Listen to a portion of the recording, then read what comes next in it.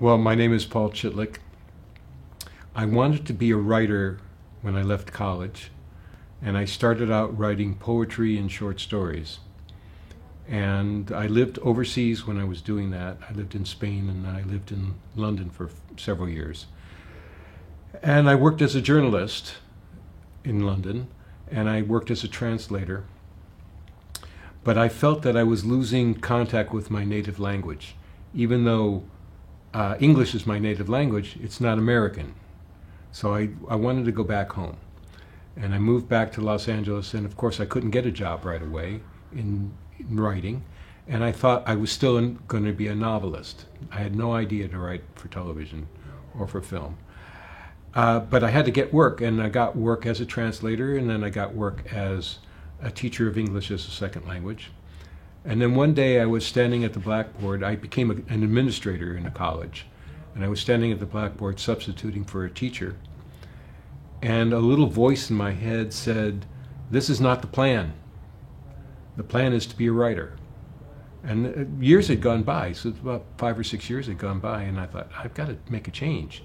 And I took a couple of courses at UCLA Extension in television writing, because I had done some research and found out that the average American novelist at that time made $875 a year.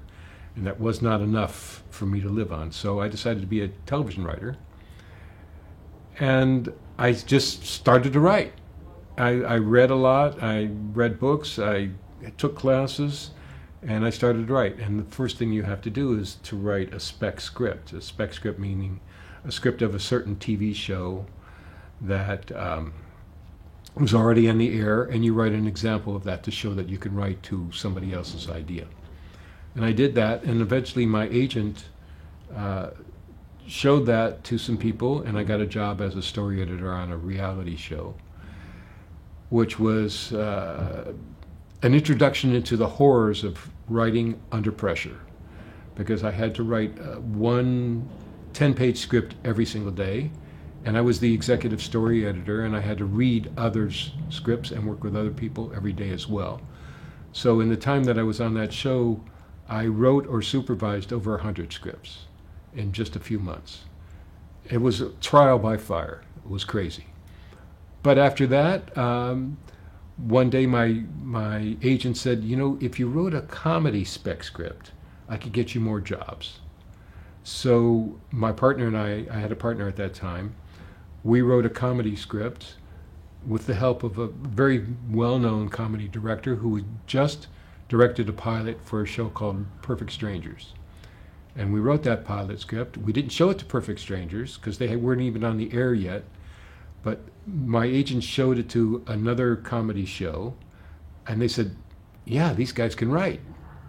Bring them in." And we went in and talked to them, and we got a job writing a script. And at the end of the week, they said, "We really like this script. We want to bring you on staff." And so they did. Now, between all those things that happened, we also wrote a Twilight Zone script. And that's a whole nother story about how I got into the Twilight Zone, but that was the network Twilight Zone. But after we got finished with this comedy show, we wrote a few episodes of other comedies, but CBS decided to expand the Twilight Zone into 100 episodes to sell into syndication. Syndication is a way that networks can make back some of the money that they've spent on their shows. And there was an announcement in the Los Angeles Times about this, that they were going to do this, and that Mark Shelmerdine, who is the executive producer of I, Claudius, which was an English show, was going to be the new executive producer of The Twilight Zone. My agent didn't even know anything about this, but I found out where he was, and I don't remember how I did that, but I found out where he was, and I called him up, cold, which is never done, but I did it anyway because I didn't know you couldn't do that. And he said, "What episode did you write of The Twilight Zone?" And I said, "I wrote Aquavita." And he said, "That's one of the few out of the 60 episodes that was produced in the new Twilight Zone that had a beginning, a middle, and an end that we could understand, that was interesting. Let's talk." So we went in and talked to him, and he said, "Yeah, I think we're going to make you story editors. That is in charge of the story and listening to pitches and talking with writers and writing a certain number of episodes. So we ended up writing 5 other episodes, listening to 75 pitches, and working with the writers when we eventually chose those ideas. And from there, I worked on all kinds of different shows, reality shows, so-called reality shows, real stories of the Highway Patrol, U.S. Customs Classified, shows that probably people have never heard of, but they were well known in their time, for their time, and I was the head writer on shows for 265 episodes, which is a lot of stuff. When I left there, I went to work on another one called U.S. Customs Classified, and I was the head writer of that one too, and a producer. When I left that, one of the people that was directing those episodes just came into my office and started talking with me, and he said, I have this idea for a film. And he told me the idea for the film, and I said, I think I can sell that. And I went to somebody that I had been working with, and I told him the idea, and he said, I think I can sell that. So we went into a couple of networks. We went into Fox, was the first network, and he laughed us out of the office, which I thought, whoa, that's kind of strange. But then we went into another office, another network, and we brought Dick Clark with us. Dick Clark is a very famous American producer and personality on television. And when you go into an office with Dick Clark, at that time, he was a very, very big star and a very important person in the business. So everybody came into the office. The head of the network came into the office to listen to the pitch. And she said, I have to buy this. So everybody underneath her, and there were several other people underneath her in the room, said, yeah, that's really good. So they bought it, and we made a movie for television. It's called Alien Abduction.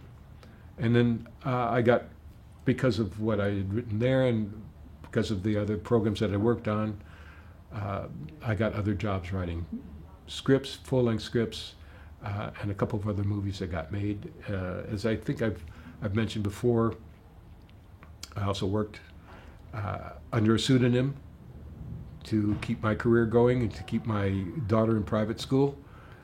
And so that was an interesting way to go, I think.